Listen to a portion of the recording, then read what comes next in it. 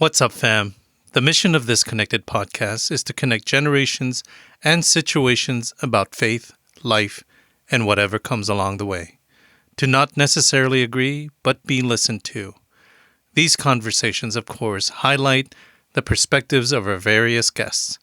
You are always welcome to agree or even disagree, but as always, we hope it is done in charity. Now, let's get on with the show. Ready? Here we go.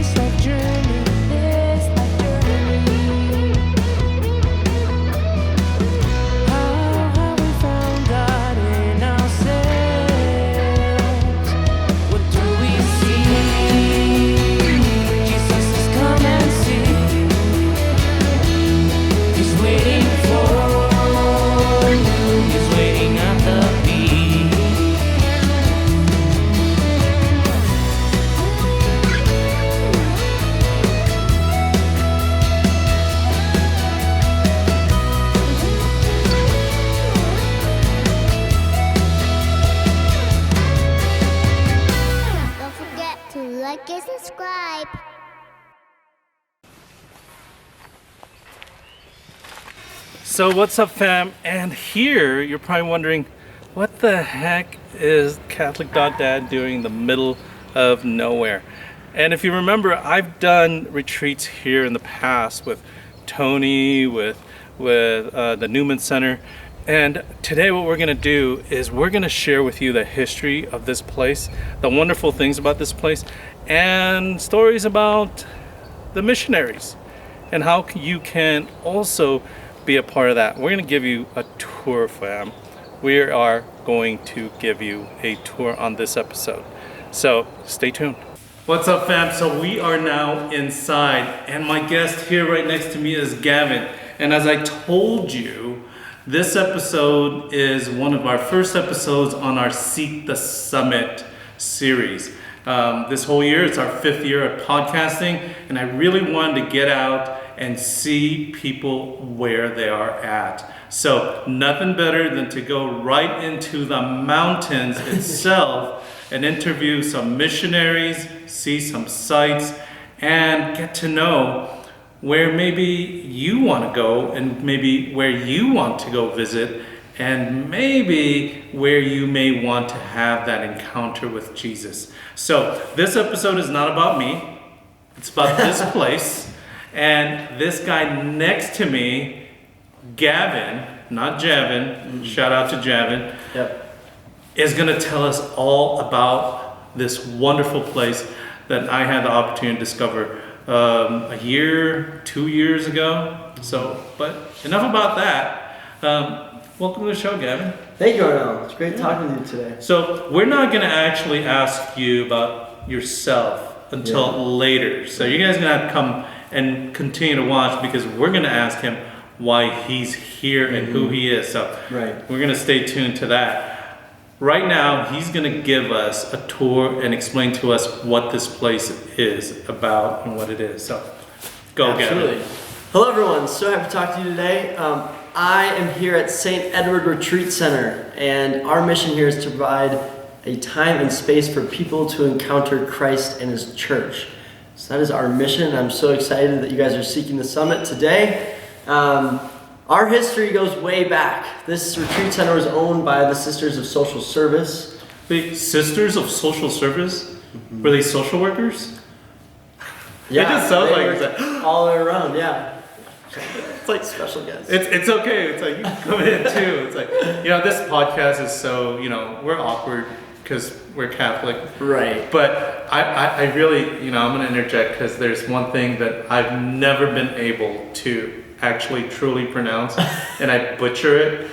But there's a beautiful person here, and her name is Genevieve, which is probably still wrong. it's Genevieve in English, and it's French, and I don't speak French. So, hi Genevieve. Hey, Genevieve. Genevieve! That's it. Genevieve. Our other missionary here, but like we said, we won't talk about ourselves yet. Yeah. So, the Sisters of Social Service, they ran this camp, this retreat center for almost 60 years, and just 4 years ago in 2020, they were no longer able to keep it going, so they were offering it up to be sold, and that is where our owners, our family comes in. They wanted to keep it Catholic, and they tried to get enough funders and donors and groups together to pay for it because it was really expensive, but it did not work out. But our owner's mother, Kathleen Lund, she said, no, we are keeping this Catholic, and she made a very, very generous donation, and she helped us buy this place and keep it. Wow. And there's an amazing story that goes along with that as well, but yeah, that's where it started, and since then, COVID hit in 2020. We said, God, why'd you do this to us? But he provided. He brought people up to volunteer, and we needed that time to really get this place where it needed to be renovated and up to the quality to give our groups. So that time was really important. We went from just 8 groups in 2020 to over 75 this year that we'll be hosting. So it's a beautiful place. And you guys are probably wondering, what's the name of the place? What's the name of the place? Gavin, what's the name of the place? St. Edward Retreat Center. Okay. That's it. St. Edward Retreat Center. And so if you're trying to look up who St. Edward is, well, yeah. So it's we like to confuse people. Our name is double meaning. There is St. Edward the Confessor. He is a saint. That is not who we named it after. We actually named it after Kathleen, who I just told you about, who made that generous donation to really want to keep this place Catholic. It's after her father. So his name was Edward. Mm-hmm. Mm-hmm. And there is an amazing story about Miss Lund's father. The story behind this door behind us. Yeah. I love that story. I think it's in a Matthew Kelly book, that whole story about that. Yeah, right there. Maybe later you can possibly tell us about that. But, right. But it's an amazing thing. I love this fireplace. Keeps us warm. Mm-hmm. Like fire and ice up here. But go ahead.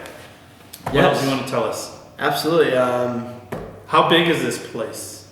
It's over 200 acres. 200 acres. We are in Wrightwood, California. It's a small ski village. It's not even a town. It's too small to be a town.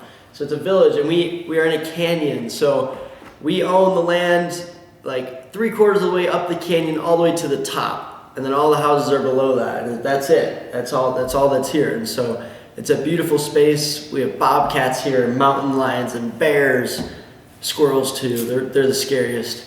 Lions and bears. Yeah. No tigers. Right. Really at the summit here. So it's a really amazing space with amazing nature and views. And it is in Wrightwood. And for you guys who are thru hikers and for you guys who are hikers, this is the start of the 3rd leg of the Pacific Coast Trail. And actually right behind this place is the the entrance to the PCT. Exactly. I was going to try to do it one time, but didn't quite make it. But I'm going to do it one of these days. Yeah. But right here, how many people can be accommodated at this center? Absolutely. So in the summer when it's warmer, we have over 140 beds in our upper camp that are in smaller cabins that aren't heated. They don't have bathrooms in them. Then we have bath houses there to accommodate. And then down below in our dorms, which are heated with bathrooms, we have another 120 or so that we can house as well. Oof. So it's really awesome. We can have groups almost up to 300 here, which is really cool. And our chefs are like, bring them on. We can take them. We can cook enough food. So that's a lot of awesome people. Space. That's a lot of people. Mm-hmm.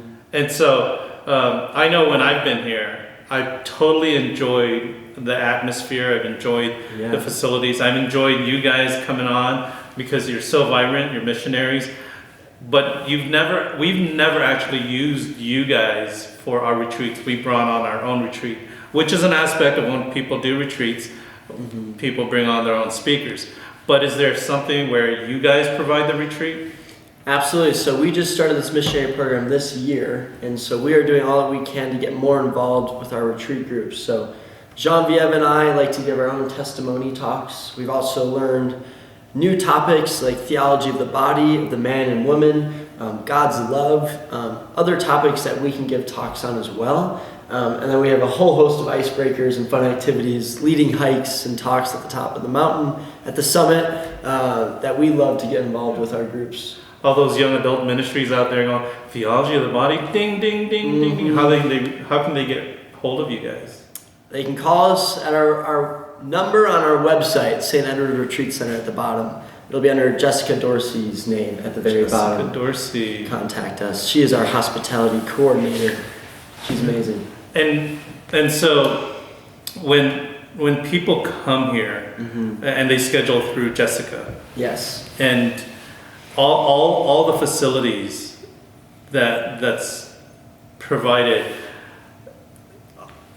as a former youth minister, and when we do retreats, we always have like these concerns, safety concerns, safe environment concerns, concerns about hazards in the facilities, aside from mountain lions and bears. Right. There's always going to be that question: how safe is the surrounding area? Very safe. There's a lot of the wildlife like we talked about, but we take all the precautions that we can. We have a big German Shepherd who's over 100 pounds. She's our camp dog, so if any wildlife gets around, she is let loose to go and scare them away. We have lighting all over the grounds that is motion activated, and that repels any bigger cats, any other wildlife. If the lights come on when they're there, they don't really come back, so it doesn't really give them a hiding place. So that keeps us safe as well. Yeah, and you know what? We can totally describe this whole place and try to get you guys to be Ignatian and like picture it and pretend like you can smell it and put yourself in our shoes right now. But instead, on this episode, we're gonna walk around. Yeah. We're gonna give you a tour. We're gonna see this place so you can actually visualize it. You may not be able to smell it or taste it, but you will see it. So right now what we're gonna do is we're gonna walk out, we're gonna follow Gavin as he talks about this place. All right? Absolutely, let's do it. Let's do it. All right, let's go on a tour. This is our main meeting space, the lodge. We have the fireplace behind us. And here are our speakers, TV, all of our chairs. We'll be stacking up 95 chairs in here this weekend for a group with Our Lady of Perpetual Help. And in our other room is our dining hall. This is where everybody gets to eat. Our snack table over there is piled up with mountains and mountains of snacks when the groups are here. In the summer, it's like a zoo. We sing songs and chants and play with the young kids. Hydration is very important. Got my water right here. We're at 6,500 feet of elevation here. What happens if you don't hydrate? You can get sick. You can get elevation sickness, feel dizzy, get stomach aches, bloody noses. Super fun. That's why we always have water for you guys. And now we're coming into the kitchen. This is where all the good food is made and all the dishes are done. As missionaries, Genevieve and I always do your dishes for you. So when you come, you don't have to wash your own dishes. No dishes. It's great. And so this is where we make all the food. We have a couple chefs here full time. Chef Arthur, Chef Z, and our favorite Darcy. She's the best. She's our prep cook. She cuts all your fruit freshly sliced.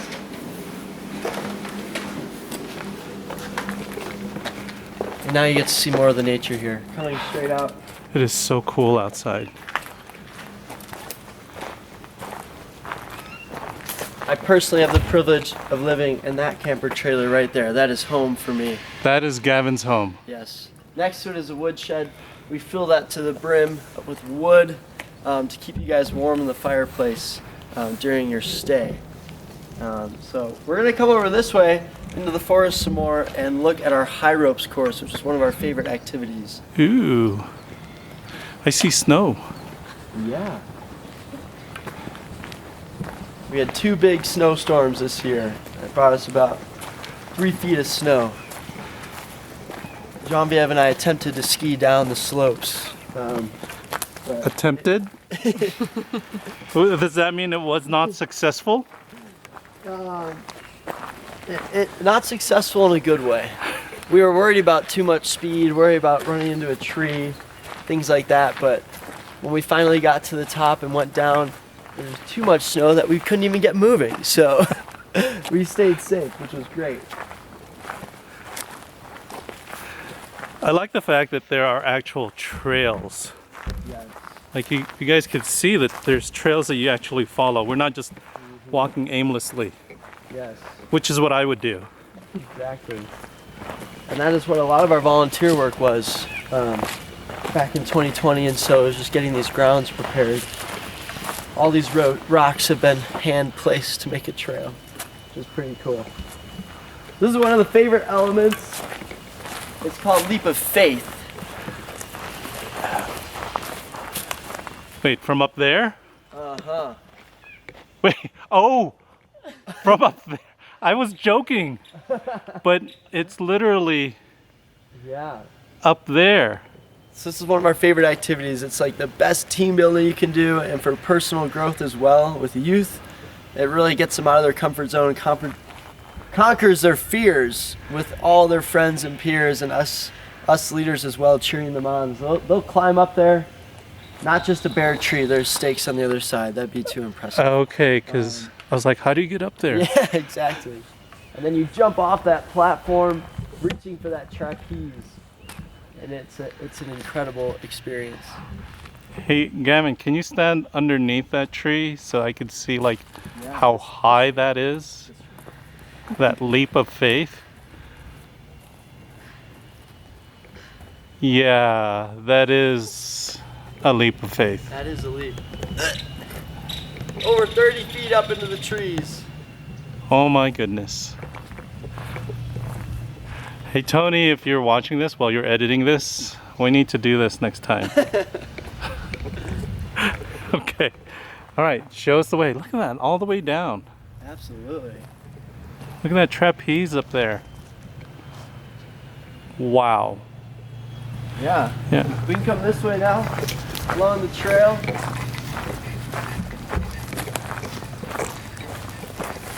We have miles and miles of trails here on our property. It's a beautiful way to really get to know God's creation and just get away from the city noise and in the silence with Him. It's one of the best parts of our location. Yeah. I mean, you're not really that far away from like the city. I mean, you're right off the 15 freeway. Exactly. So it's unlike where we have to, at times when we go to like camps in Big Bear, Right. where the drive is pretty precarious. It is. Right here, it's really close. I mean, you guys are only, 40 minutes away from the city of Fontana, Rancho Cucamonga. Yeah. Yeah. It's very Great space. good location. Behind you is another element. This is our pipe dream. You climb up this tree, and then you go across those cables, swinging from pipe to pipe, or walking from pipe to pipe, just like Tarzan. And that's another really fun one. All the way up there, 30 What? feet up into the trees. It's incredible. I'm scared. So we'll come this way. You get to see where all the wood is split for you guys by yours truly and Genevieve. Seriously? Uh-huh. We've got a big old pile of wood and our log splitter, Oh, axe of course. And we get all our wood chopped. All the trees that come down in the forest, we chop them up for you guys and split them so we can keep you warm in the lodge all year long. Pretty awesome. What's We come over there? This way.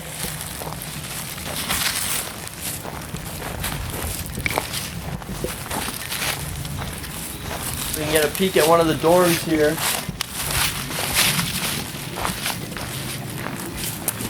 All our dorms are named after saints. So our first dorm is Schwartz here. And then we have Avila and Siena and Assisi, named after all of our saints. Birds. It's a beautiful dorm. Yeah. I actually stayed in this one. Yeah, it's a great stay. Keep you guys nice and warm in there. Plenty of beds. It's beautiful. Down the way is more dorms. Down that trail, you can see the same colored building down there. There's another one next to it. It's a beautiful area. I think that one's Siena. Siena and Yes. Siena and Avila. And I had the opportunity to stay down there as well. It's quite a hike up. Yeah. At first being here, you really lose your breath, even just walking to the bathroom. But coming up there in the morning, it's quite the challenge. And this area I love Yes. right here. I mean, you can't see it really on the video, but this is your rosary garden. Yeah. So you can see we put down stumps, small little wooden stumps to represent each bead on a rosary. And Arnell's really made the most of this space with his 50-foot long rope rosary.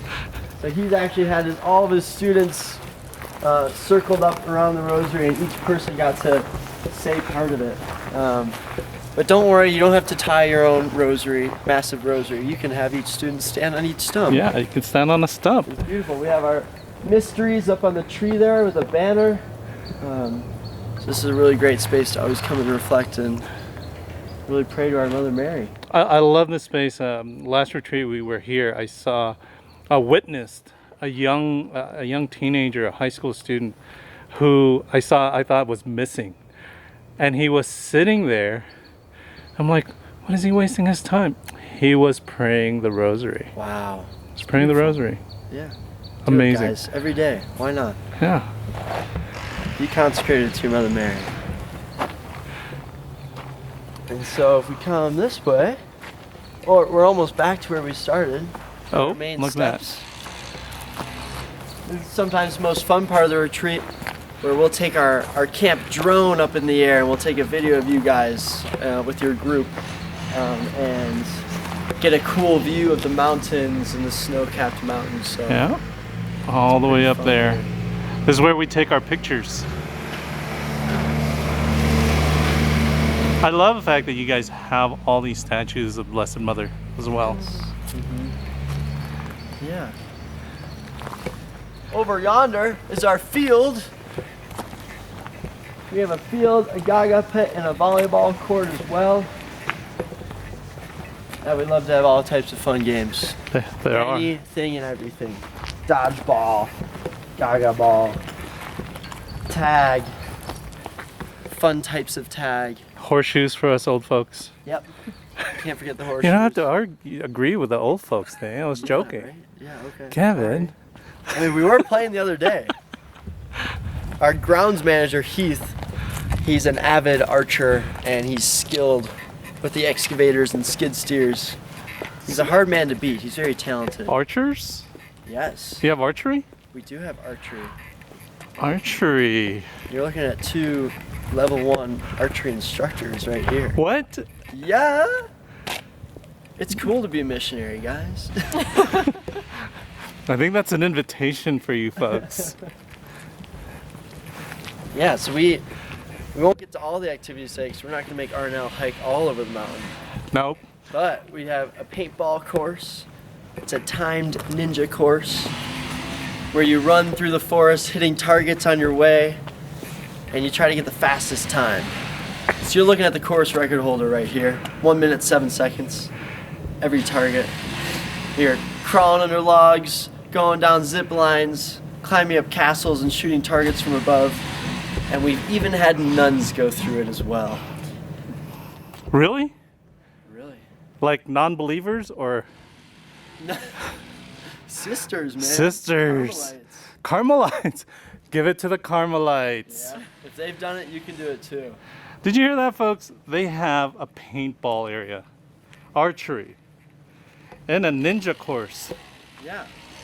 Who would have thought Who would have thunk? that after you come here, you'd end up becoming a Catholic ninja? Yeah, right? You could be the very first Catholic ninja warrior, even.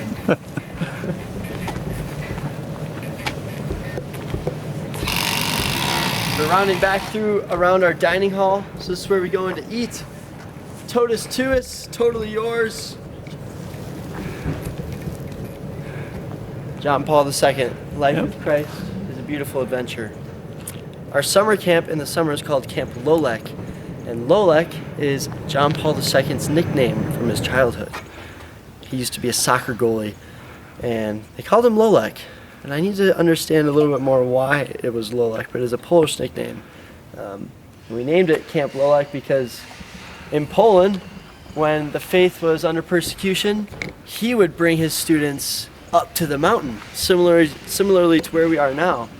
And to get away from the persecution, he'd teach people out in the forest all about theology and the faith and how to live as a Catholic. And that's where his ministry really began. It's a really beautiful story. So we do the same with LA. We invite all those from all the counties to come up and experience Christ up in the mountains of the forest, close to God, seeking that summit, like Arno was talking about. And so you're talking about a summer camp. Yeah. So tell us a little bit about what that summer camp is about. Absolutely. It's all about just giving young kids, young children from ages 7 to 16 years old an experience where they can really just be kids and feel the love and camaraderie of others their age, but also to be led by guiding mentors such as Genevieve and I, counselors, and people who are here to spread God's love to those children, spread their faith to those children. It's a Catholic summer camp, which is a little more rare in California. Very rare. So we're doing something really special here, and you don't have to be Catholic to come. You don't have to be Catholic to be a counselor. And we don't force anything Catholic upon the kids, but we do have Mass available every day. We do have 20 minutes of chapel time in the morning for all of the kids, just a quick talk or something about the faith. We say grace before every meal, and we pray before bed as well. So just enough to let the kids be introduced to it and understand what it really means to be Catholic. Not by any educational or academic ways, but just by how we act and how we love each other as Jesus would. And say that again. You have Mass every day. Day, yes. And chapel in the morning. Yes. That is amazing. Mm-hmm. And so does that mean that you have a resident priest, or they bring a priest, or how do you come about doing that? Absolutely. So we partner with an organization called Focus. It stands for Fellowship of Catholic University Students. Say what? Yeah. Their founder noticed that a lot of people leave the Catholic faith in college, so they sent missionaries to secular college campuses all across the country. And while they're not teaching during the year at school, in the summer, they lead students in what they call summer projects, which is an intensive 10-week transformation course in which you are just loaded with the sacraments all summer long. And so about 25 students come here to Camp Lolek to serve and run our summer camps. And it's a beautiful thing. So Focus make sure that they have a priest here every single day that can provide Mass, adoration, confession, and spiritual direction for the students whenever they need it. And that is extended to our summer camps as well. And so you gave an invitation to be a counselor. Who are the counselors? Are they young adults? Are they high schoolers? And how do you become a counselor? Absolutely. So they're young adults. If you are 16 years or older, you can be a counselor. And if you are 15 years, you can be a counselor in training. So campers have to pay to come to summer camp.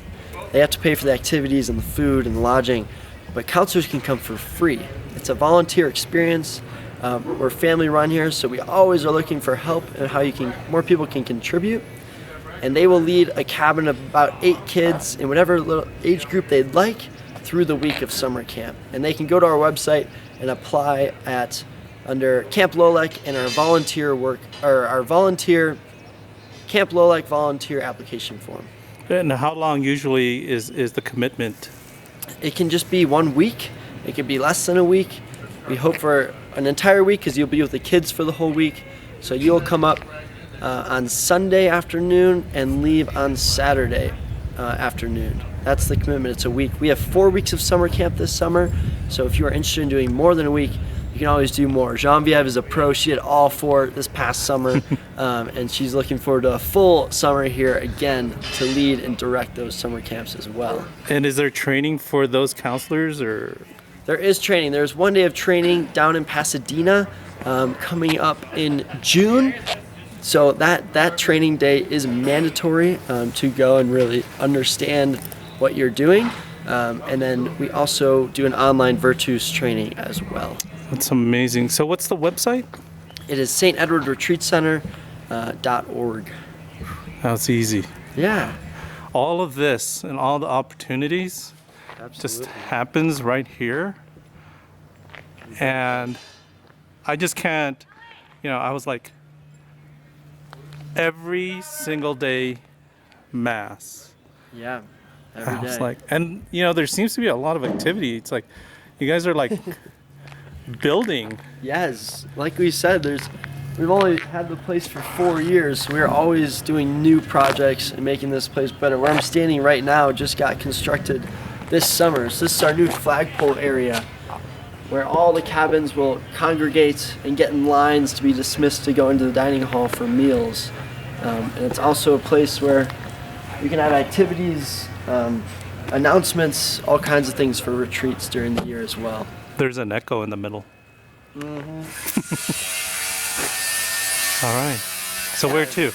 Let's head into the chapel. Let's go to the chapel. And it's going to be noisy. Because like I said, we're always doing projects.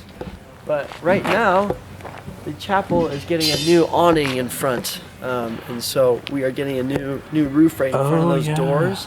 And we're going to put in some beautiful stained glass doors inside. So we'll say hi to our super dedicated workers who are here always making our facilities better year in, year out. Yeah, this is where all the magic happens in the chapel. Look how big those beams are. How's it going, man?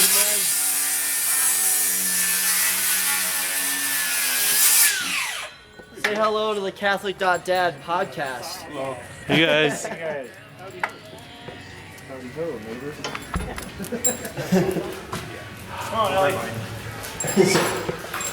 Yeah, they're beautiful. So here is the chapel. You can see it's being worked on right now.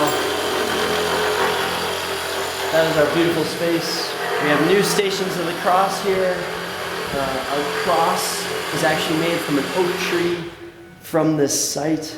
It's so beautiful. And so we can fit just about 80, 90 people in here.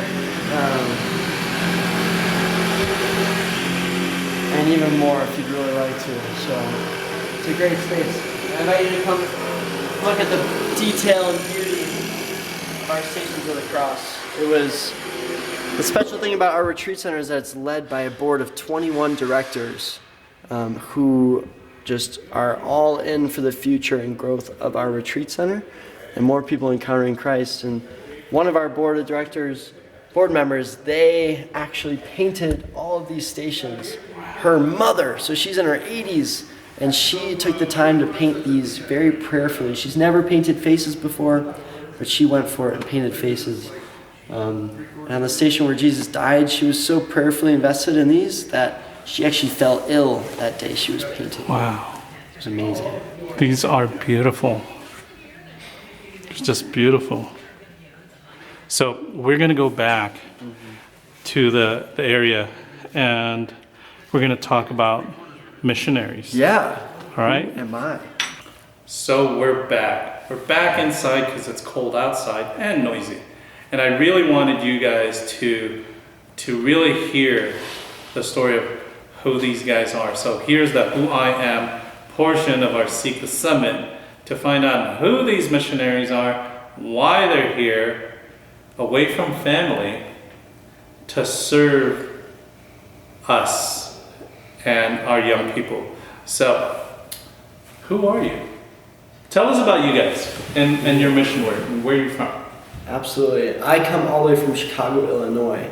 So I went to college in Wisconsin. I graduated last May, and God called me to do a year of giving time back to Him before beginning my engineering career. So this is where I am. It's been difficult being away from home, but this is the beauty of God's grace, and just being able to serve all the young people and seeing how God really encounters and transforms them on these retreats here. So you finished your undergraduate in engineering? Mm-hmm. So you're an engineer. I'm an engineer. And then decided, so you had this calling after you graduated, throughout university? It wasn't really until my senior year in the fall.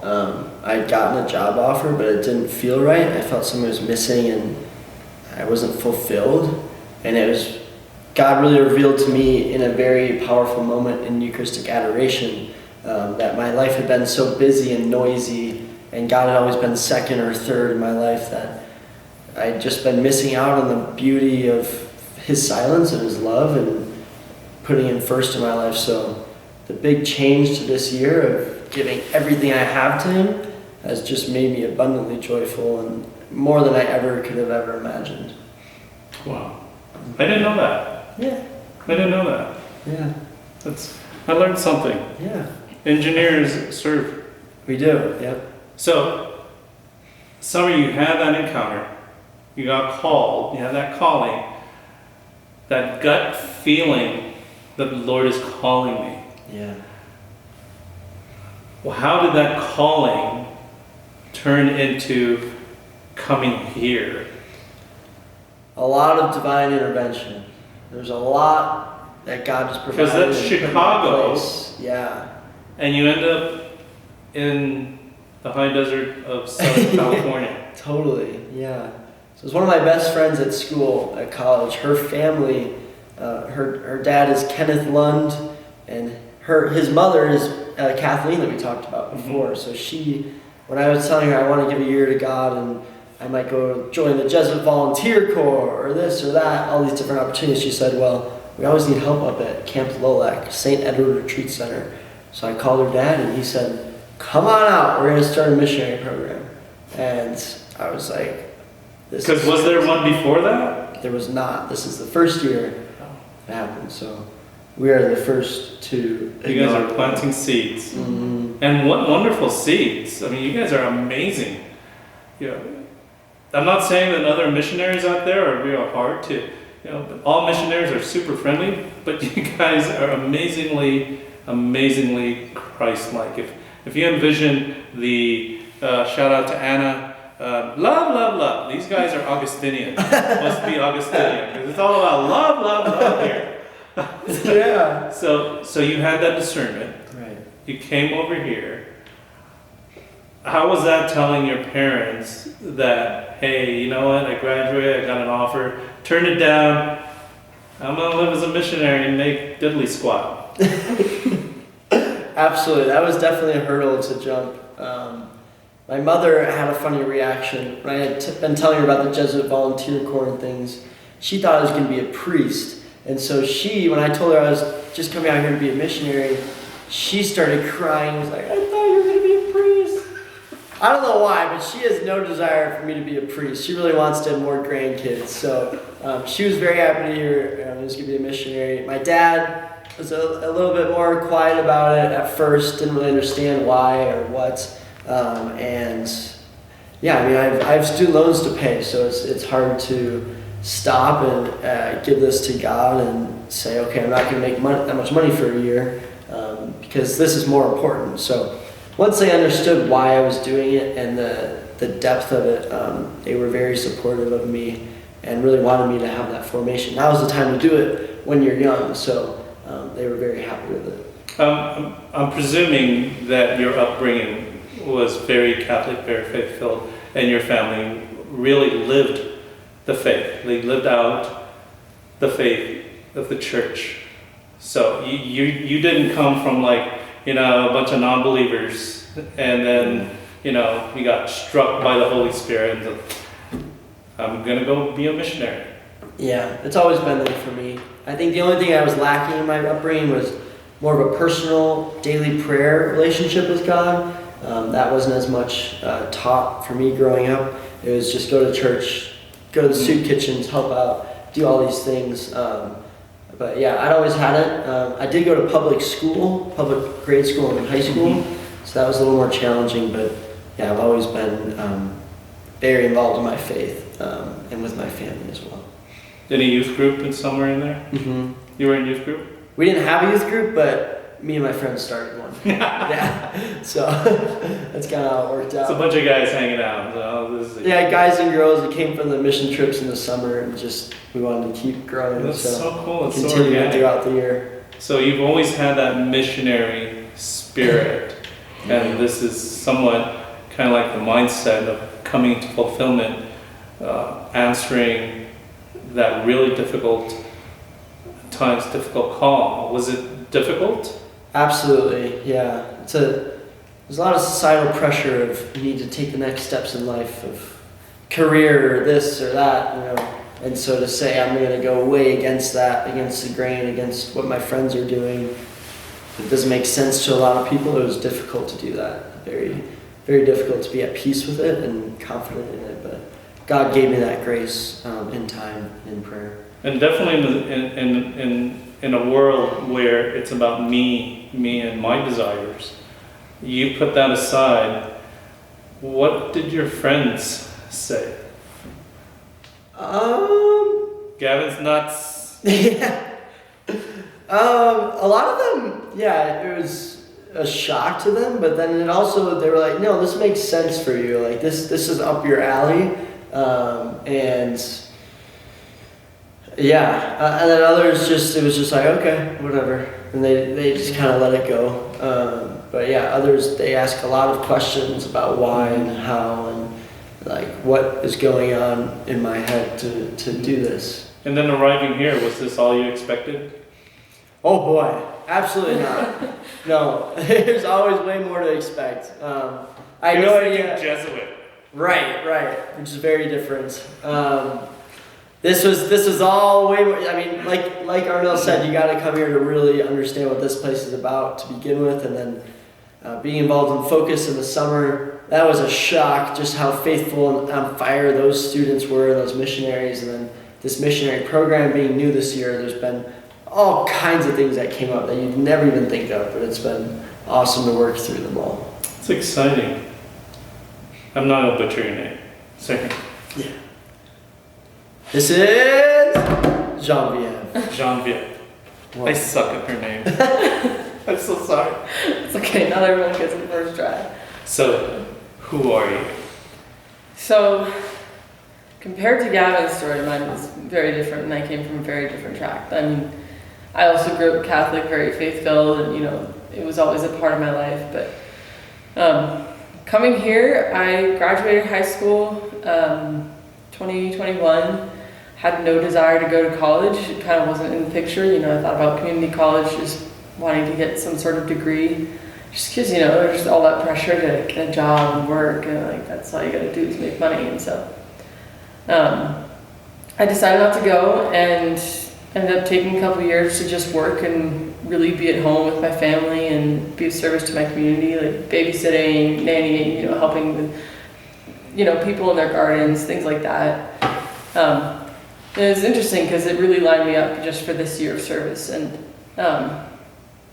I, at some point, knew that I couldn't just be doing that forever, so I kind of thought, maybe I could look into some sort of missionary work, like a mission trip, or another organization called Missionary. It's much bigger than just our little retreat center. But so I had that desire for missionary work already, and it was something that was just on my heart. But I got deferred. They said, we don't think you're ready yet, so maybe wait a year and reapply. And I said, okay. I was a little back and forth. I was like, is this good? Is this not good? I'm not sure, because I know I really wanted to do this, but then kind of looking at the big picture, it would have been a long 9 months away from home. Gavin's here 9 months away from home.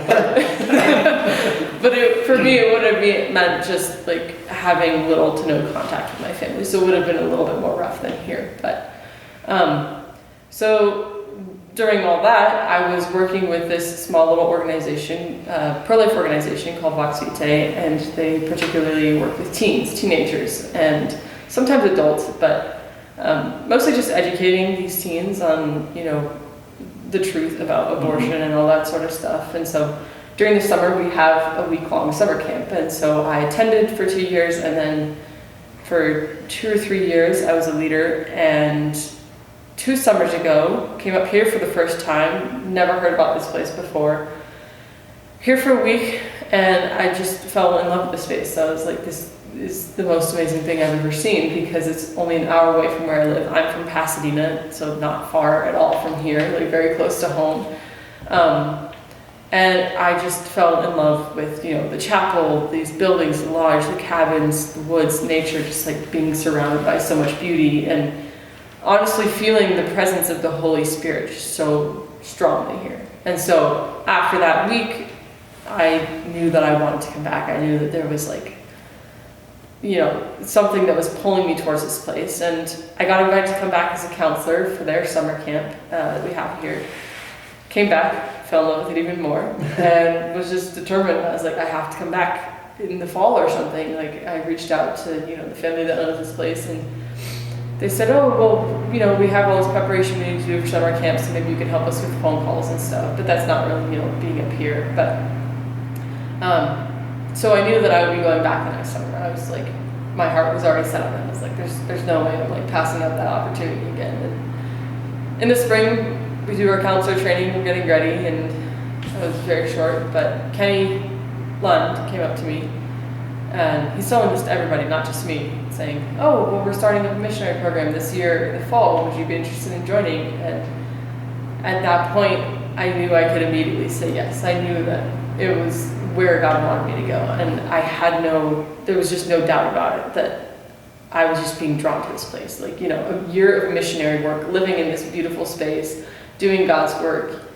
Without knowing exactly what it was I would be doing, I still knew, like, this is where I wanted to go. And so that's, how I ended up here, and it ended up in me committing to a whole other year up here as a missionary. So Nice. very good. And I'm excited. But, during that time, before that, yes, like, there was so much discernment going on. I've been so back and forth, always looking for jobs, looking for work, and looking at schools like, oh, maybe I do want to go to college, maybe I do want to work, and thinking like I do need to go down that path. But there was always at some point, like, it got shut down. Every idea I came up with got shut down, and I was told, no, it's not going to work, or no, like, it's just not going to happen. And every single time, I get discouraged, and I'm like, well, this kind of stinks, I want to be doing this. But looking back on it, now I can say I'm blessed to have been told no. Those no's were not just negative, they were positive from God. That, what seemed like such a negative at the time really turned out to be the best possible answer for me. And so, yeah. I love that story when you say, I received the answers and they were no. And, a lot of young people, a lot of people, period, take that as, God's telling me no. And I always looked at that when I hear, no, that just means that God's not giving you the yes that you deserve. Mm-hmm. And that's not a no. It's not your yes. Mm-hmm. And you have to wait your time, and God has something more beautiful for you. And you found it. And I got to share with you, fam, that when you come over here and you see these two young people and the people who are serving here, and when you look out, this is literally less than an hour away from me and from most people. And just coming up here and just the peace and the solace that you receive just as soon as you walk in. I mean, drive up the long driveway. As you said, there's a sense of the Holy Spirit is so powerful and strong in this environment that you do. I mean, if you go up, and I always say people, you go up a mountain to go meet God, which is our new song in our podcast, Seek the Summit. Awesome. Shout out to Parousia Musica. They wrote us a new song, and it's Seek the Summit. And you know, on this journey to find God, He's at the peak. He's waiting for you at the peak. So seek the summit. And I love that story that you just shared, and both of you, and being here literally encompasses what our new theme song is. On this life's journey, we seek Jesus, and He's waiting for us. He's at the peak. So seek the summit.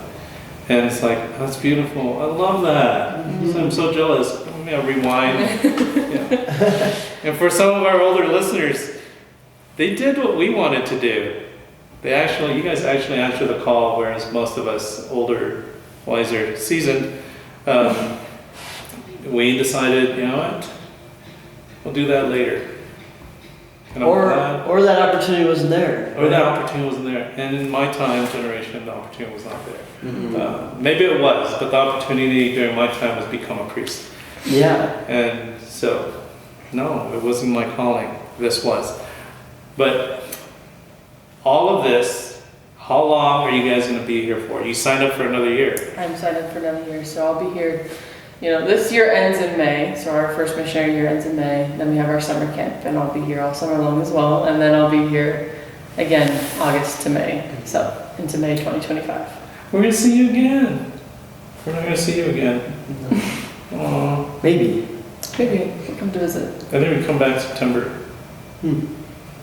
September and January. So, this place. Yes. I really want you to tell us a little bit about, historically, that door as we close this episode of Seek the Summit and about your mission work. I loved his story, and it's in the Matthew Kelly book.